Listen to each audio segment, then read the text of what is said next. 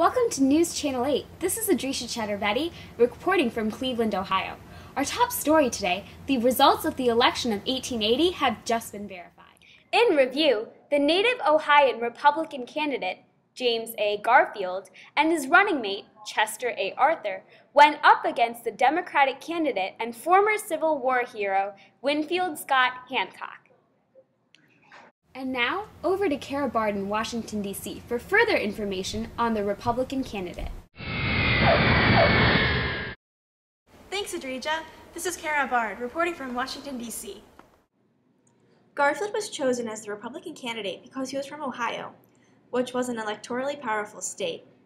He was somewhat of a dark horse, as no one really knew any details of him or his personal life. This worked out in his favor, as there was less information for Democratic reporters to slander.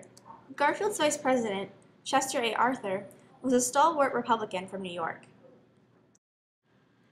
Garfield's Secretary of State, James G. Blaine, was a half-breed leader. This will probably lead to further factions in the Republican Party, predictably with the Secretary of State, James G. Blaine, versus Senator Roscoe Conkling of New York. Thank you, Kara. We have just received information on the final count of the votes. The results are in! The Republican candidate, James A. Garfield, won, though only by a close call.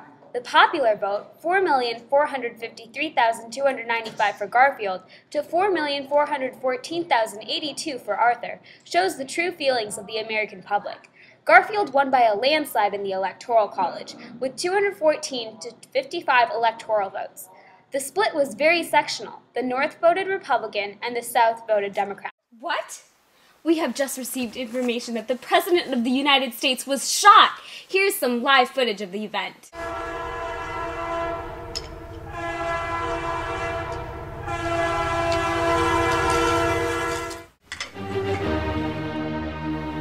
Good day. My God, what was that?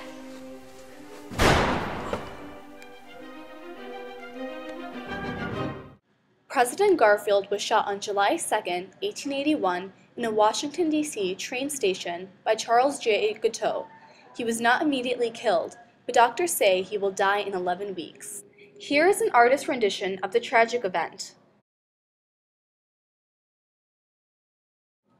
Charles J. Guiteau was quoted at the scene of the crime saying, "I am a stalwart. Arthur is now President of the United States."